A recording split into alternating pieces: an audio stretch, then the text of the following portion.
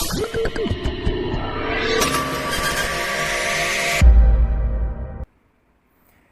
नमस्कार, welcome to GS fighters. दोस्तों target series को कंटिन्यू करते हुए आज हम लोग प्रैक्टिस सेट नंबर 26 को डिस्कस करेंगे।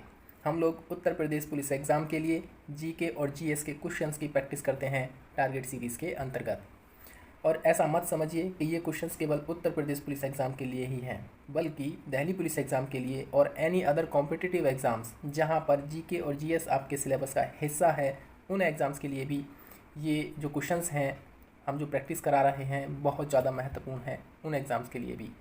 तो चलिए शुरू करते हैं प्रैक्टिस सेट नंबर 26। और अभी तक आपने जीएस फाइटर्स को सब्सक्राइब नहीं किया है तो आपसे रिक्वेस्ट है जीएस फाइटर्स को सब्सक्राइब कीजिए और वीडियो अच्छा लगे तो एक लाइक ज़रूर करना।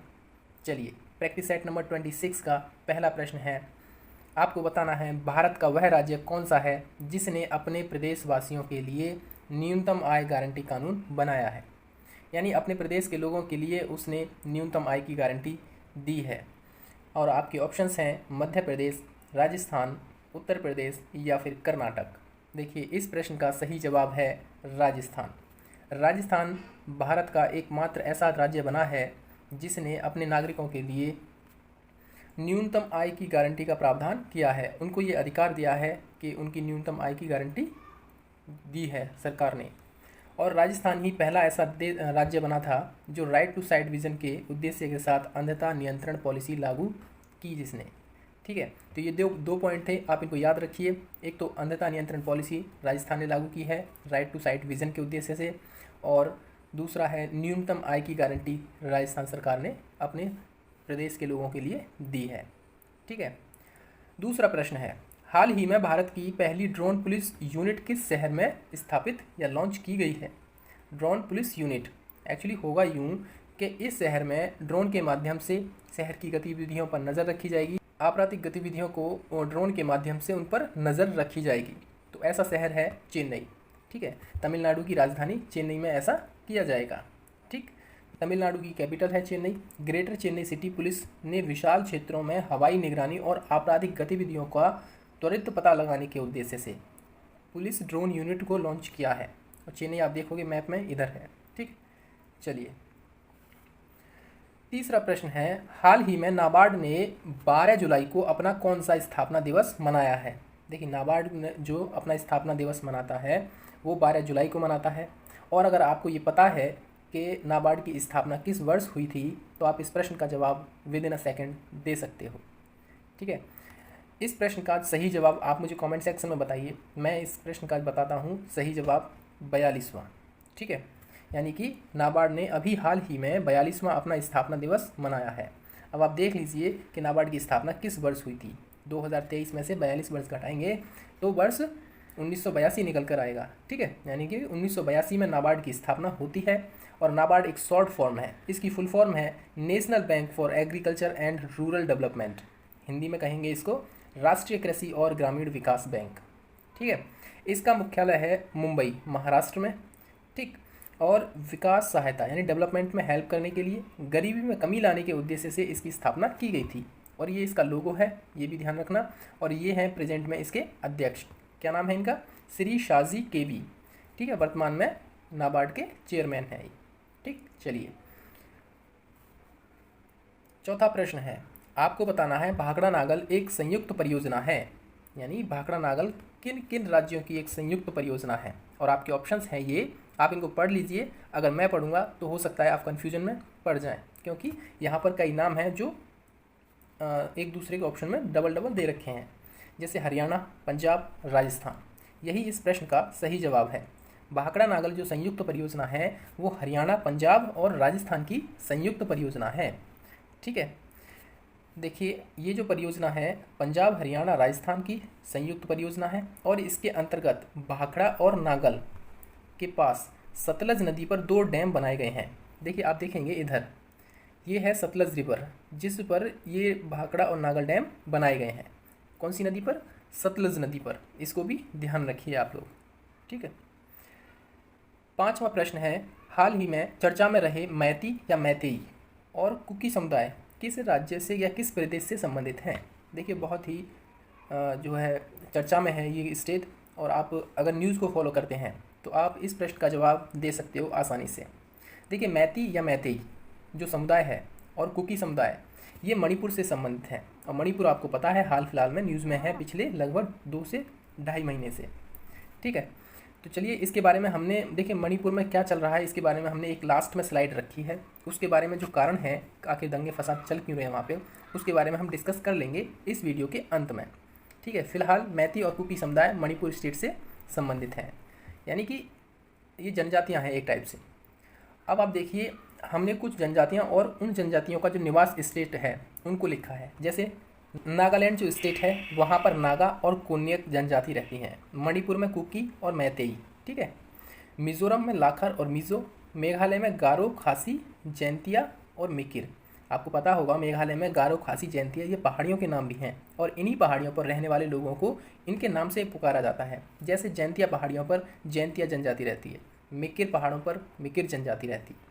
और ये मिकिर जो पहाड़ हैं, पर्वत हैं, जो पहाड़ियाँ हैं, ये आपको मिलेंगी असम के अंतर्गत। हालांकि जो मिकिर जनजातियाँ हैं असम में भी हैं और मेघालय में भी हैं। ठीक है, त्रिपुरा में रियांग रहते हैं। अरुणाचल प्रदेश में मोपा, डाफला, आपातानी और मिसमी पहाड़ियाँ भी हैं अरुणाचल प्रदेश में, और उन्हीं पहाड़ियों पर रहने वाली जो ट्राइबल हैं उनको मिसमी जनजाति बोला जाता है। ठीक, असम में बोडो, अबोर, लूसी और मीरी। सिक्किम में लेप्चा और भूटिया। क्वेश्चन नंबर 6, दक्षिण अफ्रीका से लौटने के पश्चात गांधी जी ने प्रथम सफल सत्याग्रह आरंभ किया था। आपको बताना है, जब गांधी जी दक्षिण अफ्रीका से भारत लौटे थे तो उसके बाद उन्होंने पहला सफल सत्याग्रह कौन सा किया था। आपके ऑप्शंस हैं चौरी चौरा, चंपारण, दांडी या बारदौली। देखिए, इस प्रश्न का सही जवाब है option number B. Gandhi ji ने किया था प्रथम सफल सत्याग्रह चंपारण में।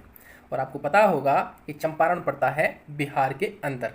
एक्चुअली वहाँ होता यूँ था कि वहाँ के जो बागान मालिक थे, चंपारण के जो बागान मालिक थे, उन्होंने किसानों के साथ एक पैक्ट साइन कर रखा था और उसमें ये था 3/20 विभाग पर किसान जो है नील की खेती करेंगे और इसी पद्धति को तिनकठिया पद्धति कहा जाता है।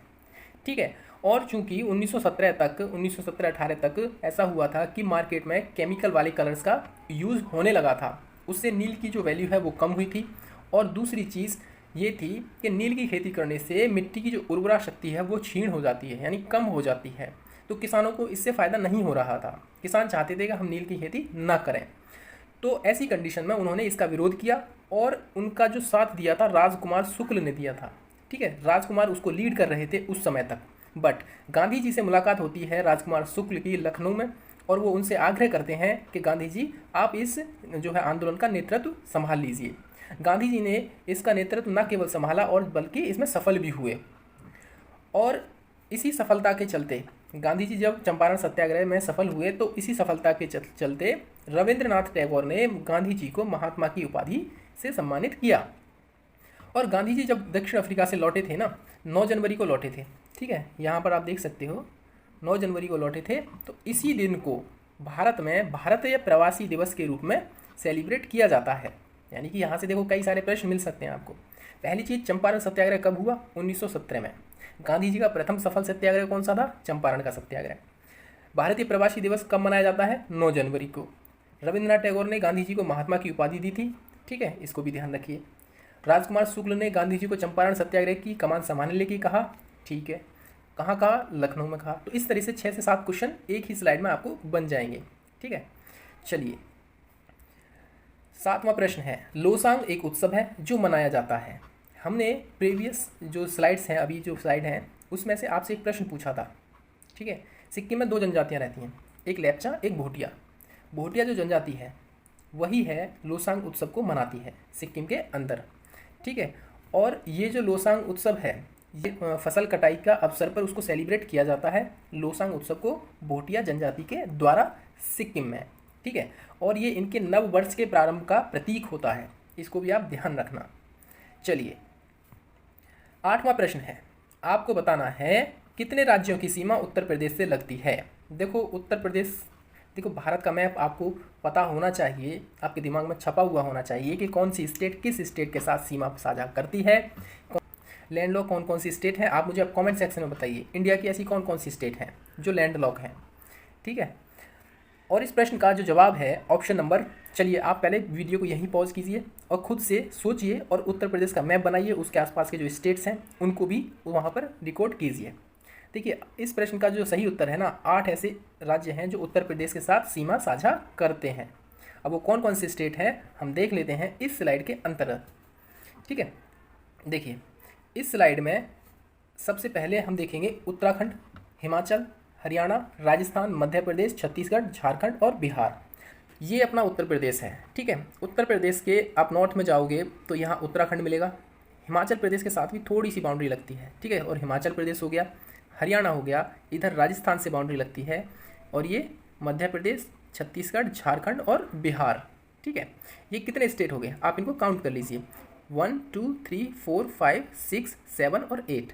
ठीक है, 8 राज्यों से उत्तर प्रदेश की सीमा लगती है और एक केंद्र शासित प्रदेश है नई दिल्ली। ठीक है, यहाँ पर आपको दिख जाएगा ये नई दिल्ली, और एक देश है नेपाल। ठीक है, देखिए ये वाला है नेपाल। उत्तर प्रदेश की सर्वाधिक सीमा मध्य प्रदेश के साथ लगती है। यहाँ से इस तरह से आप देखोगे तो सर्वाधिक सीमा उत्तर प्रदेश की मध्य प्रदेश से लगती है। ठीक है, चलिए नेक्स्ट क्वेश्चन और 9वां प्रश्न है हमारा, हरे फलों को कृत्रिम ढंग से पकाने के लिए प्रयुक्त गैस कौन सी है। देखिए हरे फलों को पकाने के लिए गैस एसिटिलीन है, इथेन है, या फिर हाइड्रोजन है, या कार्बन डाइऑक्साइड गैस है। देखिए इस प्रश्न का सही जवाब है एसिटिलीन। एसिटिलीन जो गैस है कच्चे फलों को पकाने में प्रयुक्त की जाती है, लेकिन ये है जो कि बैन कर रखा है इस पर। देखिए prevention of food adulteration rule 1955 की धारा 44 का सेक्शन AA, इसके तहत एसिटिलीन गैस पर जो है उसका यूज़ करना कच्चे फलों को पकाने के लिए इस पर बैन लगा रखा है। फलों को पकाने में प्रयुक्त होने वाले कैल्शियम कार्बाइड में आर्सेनिक और फास्फोरस पाया जाता है। कैल्शियम कार्बाइड वातावरण में मौजूद नमी से प्रतिक्रिया करके एसिटिलीन गैस बनाता है और जिससे फल पकता है। ठीक है, लेकिन ये जो है आर्सेनिक जो है ह्यूमन बॉडी के लिए बहुत ज़्यादा खतरनाक चीज़ होती है, तो इसीलिए इस पर बैन लगा रखा है। अब फलों को पकाने के लिए कार्बाइड के मुकाबले एथिलीन, ये ध्यान रखना, अभी जो प्रेजेंट में यूज़ होता है वो एथिलीन का यूज़ होता है और इसलिए सुरक्षित और स्वीकार्य माना गया है। एथिलीन एक पादप हार्मोन होता है। ठीक, चलिए 10वां प्रश्न है, आपको बताना है नाभिक के अलावा कोशिका के किस कोशिकांग में डीएनए होता है। यानी डीएनए एक तो नाभिक में मिलता है, इसके अलावा डीएनए और कहाँ मिलता है। ठीक है, आपके ऑप्शंस हैं तारककाय यानी सेंट्रियोल में, गाल्जी उपकरण, या फिर लाइसोसोम, या फिर माइटोकॉन्ड्रिया। देखो इस प्रश्न का जो जवाब है mitochondria is the right answer. Mitochondria में भी जो है डीएनए मिलता है। देखो हमने कोशिका का बहुत ही प्यारा सा एक यहाँ पर फिगर लिया है और आप इनको देख सकते हैं कोशिका में कौन कौन सी चीज़ें होती हैं। जैसे कोशिका द्रव्य तो होगा ही, हरित लवक, राइबोसोम भी होता है, माइटोकॉन्ड्रिया बोलते हैं इसको कोशिका का जो है ऊर्जा गृह बोलते हैं, इसको भी ध्यान रखिए। कोशिका भित्ति, बाह्य कोशिका, प्लाज्मा झिल्ली और केंद्रीय झिल्ली, गाल्जी उपकरण, हरित लवक, केंद्रक, ये सब होते हैं। ठीक है, नाभिक के अलावा कोशिका में के माइटोकॉन्ड्रिया तथा हरित लवक नामक कोशिकांग में डीएनए होता है। यानी माइटोकॉन्ड्रिया जो होता है उसमें भी होता है डीएनए, नाभिक में भी होता है और हरित लवक में भी होता है, जो एक आनुवांशिक पदार्थ होता है तथा जीवों के लक्षणों की संकेत सूचना को जन्मपत्री की भांति जनकों से संतानों में भेजा जाता है। यानी कि ये जेनेटिकली एक दूसरे में जैसे जो है जैसे आपके दादाजी हैं उनके, फिर आपके पिताजी, फिर आप में, फिर आपके बच्चों में, इस जेनेटिकली ये ट्रांसफॉर्म होता रहता है। ठीक है, डीएनए की खोज की थी फ्रेडरिक मिशर ने 1869 में। 1869 में एक और महत्वपूर्ण घटना हुई थी, एक महान लीडर का इधर जन्म हुआ था। भारत के बहुत ही महान लीडर थे 1869 में जिनका जन्म हुआ था, और वो कौन थे आप हमें कमेंट सेक्शन में आप उनको, चलिए हम आपको हिंट देते हैं, उनको राष्ट्रपिता कहा जाता है। अब तो आप समझ गए होंगे। डीएनए का double helix model Watson Crick के द्वारा दिया गया था, जेम्स वाटसन और फ्रांसिस क्रिक के द्वारा। ठीक है, चलिए 11वां प्रश्न है, संविधान की 8वीं अनुसूची में शामिल अंतिम 4 भाषाएं। देखो 8वीं अनुसूची में संविधान में जो भाषाएं हैं उनका उल्लेख किया गया है। 4 भाषाएं जोड़ी गई अंत में, कौन कौन सी? बोडो, डोगरी, मैथिली और संताली। अब आप मुझे कमेंट सेक्शन में बताइए कि संविधान के किस संशोधन के माध्यम से बोडो, डोगरी, मैथिली और संथाली भाषाओं को ऐड किया गया था। ठीक है, देखिए इस प्रश्न के ही जो है इसमें कई सारे सवाल हैं, जवाब मिल जाएंगे आपको। जैसे 8वीं अनुसूची संबंधित है भाषाओं से, संविधान में जो मान्यता प्राप्त भाषाएं हैं उनसे संबंधित है, और उसमें प्रेजेंट में 22 भाषाएं हैं, जो 22 भाषाएं हैं 8वीं अनुसूची में दी गई हैं।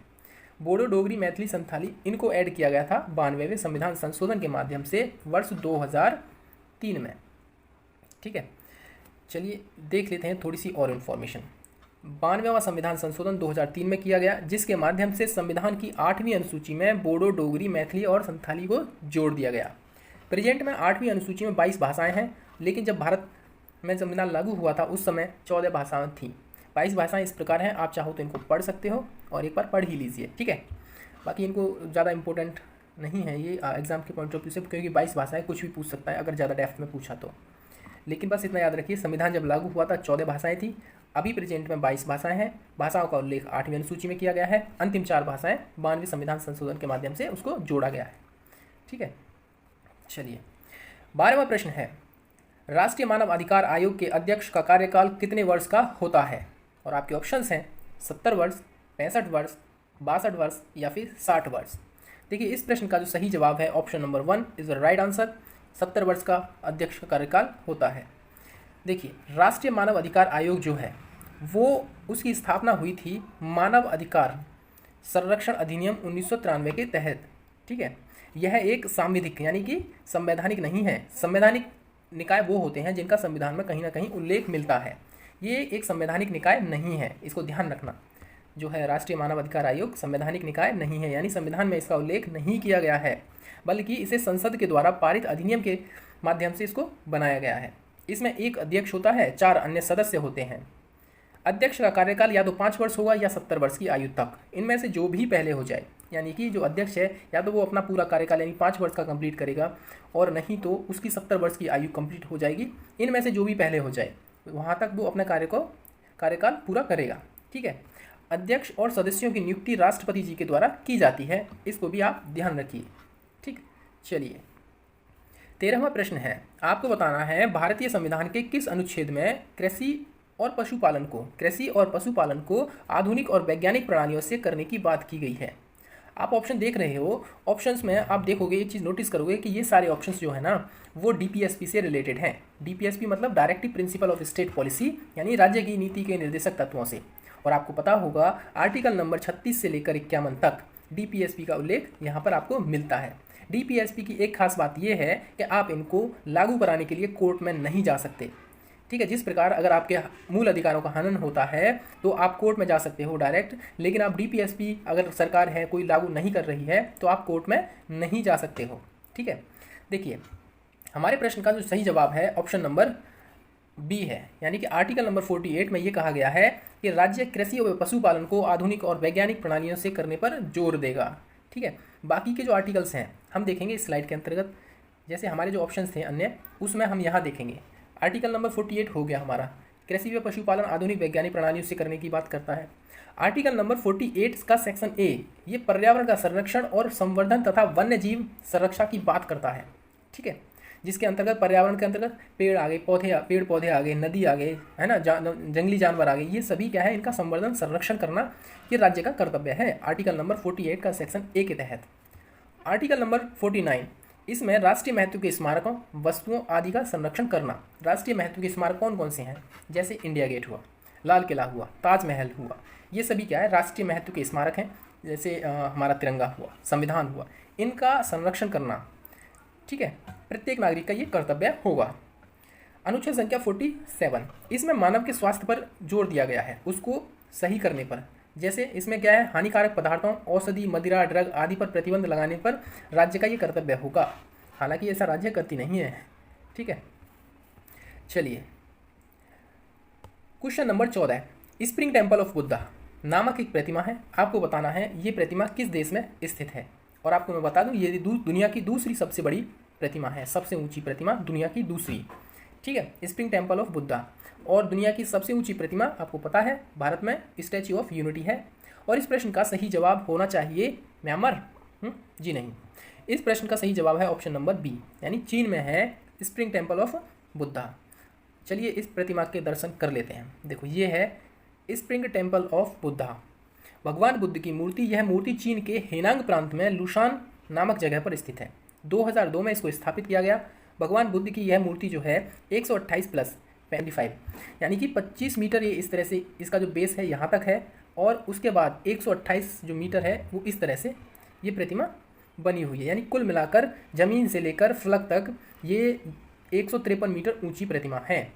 और आपको पता होगा भारत में स्टैचू ऑफ यूनिटी दुनिया की सबसे ऊंची प्रतिमा है। ठीक है, देखिए हमने यहाँ पर मिस्टेक कर दी है, दूसरी नहीं, स्टैचू ऑफ यूनिटी दुनिया की प्रथम सबसे ऊंची प्रतिमा है। ठीक है, चलिए आप इसको जो है PDF में भी सही कर लीजिए अगर आप इसकी PDF ले रहे हैं तो। चलिए, स्प्रिंग टेम्पल ऑफ बुद्धा दुनिया की 2nd नंबर की सबसे ऊंची प्रतिमा है। चलिए 15वां प्रश्न है और इस स्लाइड का इस प्रैक्टिस सेट का जो अंतिम प्रश्न है, आपको बताना है अल्फ्रेड पार्क उत्तर प्रदेश के किस जिले में स्थित है। बहुत ही ऐतिहासिक पार्क है। यहाँ पर हमारे एक जो है बहुत ही बहादुर लीडर ने अपने आप को गोली मारकर शहीद किया था। देखिए अल्फ्रेड पार्क है उत्तर प्रदेश के प्रयागराज में। ठीक है, पहले इसको इलाहाबाद कहा जाता था। ठीक, चलिए जान लेते हैं अल्फ्रेड पार्क के बारे में। देखिए अल्फ्रेड पार्क जो है चंद्रशेखर आज़ाद पार्क के नाम से भी इसको अब जाना जाता है। 27 फरवरी 1931 को चंद्रशेखर आज़ाद पुलिस से मुकाबला करते हुए स्वयं को गोली मारकर उन्होंने शहीद कर लिया था। ठीक है, और ये है हमारे बहुत ही प्राउडली लीडर चंद्रशेखर आज़ाद। ठीक है, तो ये चंद्रशेखर पार्क जो है वो प्रयागराज में स्थित है। अभी हमने आपको बताया था कि मणिपुर में जो हिंसा चल रही है उससे संबंधित हम थोड़ा सा डिस्कशन कर लेते हैं। देखिए हुआ यूँ था कि मणिपुर हाई कोर्ट ने स्टेट गवर्नमेंट से ये कहा था कि वह स्टेट गवर्नमेंट जो है मैती समुदाय को अनुसूचित जनजाति यानी एसटी का दर्जा दिए जाने पर विचार कर सकती है। लेकिन कुकी समुदाय ने इसका विरोध किया। क्यों किया? देखो जो मणिपुर स्टेट है, मेनली मणिपुर स्टेट जो है उसकी जो मैक्सिमम पॉपुलेशन है वो रहती है घाटी में। ठीक है, मणिपुर वैली में रहती है और उसके आसपास का जो जंगल का एरिया है वहाँ पर रहती है मैक्सिमम कुकी समुदाय। कुकी समुदाय फैला हुआ है मणिपुर के चारों तरफ, यानी जंगलों में वो निवास करते हैं। दूसरी चीज़, ठीक है, पहली चीज़ होगी। और उसका रीज़न ये है कि जो विधानसभा की सीटें हैं मणिपुर में, विधानसभा की 60 सीटें हैं, 60 में से 40 सीटें जो हैं वो आती हैं वैली से निकलकर, यानी घाटी से आती हैं, यानी जहाँ पर मैती समुदाय रहता है। यानी कि कुकी समुदायों का ये कहना है कि ऑलरेडी जो है मैती समुदाय पॉलिटिकली लाभ ले रहा है और हमें केवल, और उनको 40 सीटें मिल रही हैं और हमें केवल 20 सीटें मिल रही हैं, तो पॉलिटिकल लाभ ले रहा है मैती समुदाय। अब इनको एसटी कैटेगरी में रखोगे तो इनको जो शेड्यूल ट्राइब का जो एरिया जो है लाभ है वो भी इनको मिलना लगेगा। तो इस चीज़ का उन्होंने विरोध किया, क्योंकि कुकी समुदाय को मिलने वाले जो है एसटी कोटा, अब वो डिवाइडेशन हो जाएगा मैती समुदाय में। चूँकि मैती समुदाय जो है 52 से 53% की जनसंख्या में है मणिपुर स्टेट के अंतर्गत। ये रीज़न है, और भी बहुत सारे रीज़न हो सकते हैं। ठीक है, एरिया का भी रीज़न है, क्योंकि जो वैली वाला एरिया है, हमने अभी आपको बताया, जो वैली वाला एरिया है यानी घाटी का जो एरिया है वो ज़्यादा डेवलपमेंट हुआ है कंपेयर टू जो है हिली एरिया के। ठीक है, तो इनकी जो कुकी समुदाय की जो कंडीशन है, हिली एरिया के आसपास जो रहते हैं कुकी समुदाय, उनकी कंडीशन ठीक नहीं है, जबकि वैली समुदाय प्रॉपर डेवलप एरिया है जहाँ पर मैती समुदाय रहते हैं, साथ में पॉलिटिकल लाभ भी ले रहे हैं मैती समुदाय। तो इसी चीज़ का विरोध करती है कुकी समुदाय के लोग। ठीक है, वो कहते हैं आप पॉलिटिकल लाभ ले रहे हैं, आप ज़्यादा डेवलपमेंट है आप में, आपका एरिया ज़्यादा अच्छे हैं और हम लोग जंगलों में रहते हैं, इस तरह से खानाबदोश हैं। ठीक है, तो उस चीज़ का विरोध किया है कुकी समुदाय ने। यही रीज़न है मेनली, बाकी और भी बहुत से रीज़न हो सकते हैं। जो है रिलीजन का भी इशू है यहाँ पर, जो है क्रिश्चियन और हिंदूज़ के बीच में। तो चलिए फ़िलहाल ये थोड़ी सी जानकारी थी, और अगर अभी तक आपने चैनल को सब्सक्राइब नहीं किया है तो जीएस फाइटर्स को सब्सक्राइब कीजिए। वीडियो अच्छा लगा है तो लाइक एंड शेयर ज़रूर करना, और PDF के लिए आपको टेलीग्राम ज्वाइन करना होगा। ठीक है, PDF में आप वो चेंज कर लीजिए जहाँ पर हमने लिखा था कि स्प्रिंग ऑफ टेम्पल जो है दुनिया की सबसे ऊंची प्रतिमा है, इसको आप चेंज कर लीजिए। दुनिया की दूसरी सबसे ऊंची प्रतिमा है स्प्रिंग ऑफ टेम्पल, ठीक है, चीन वाली। और दुनिया की सबसे ऊंची प्रतिमा आपको पता है अपने प्यारे भारत में है, स्टैचू ऑफ यूनिटी। ठीक है, तो चलिए फ़िलहाल इस वीडियो में इतना ही। Thank you very much.